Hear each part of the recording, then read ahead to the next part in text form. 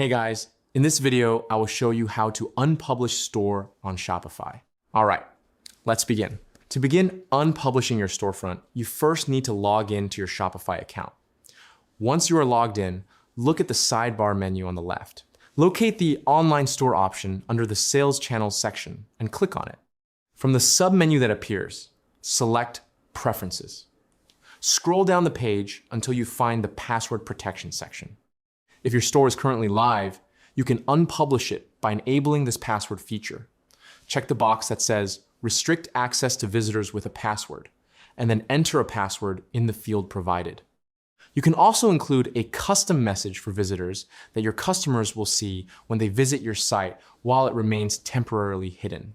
After you have set your password and message, simply click the Save button to apply these specific changes and hide your site from view. So that's basically how you can unpublish store on Shopify. That's it for this video. Thanks.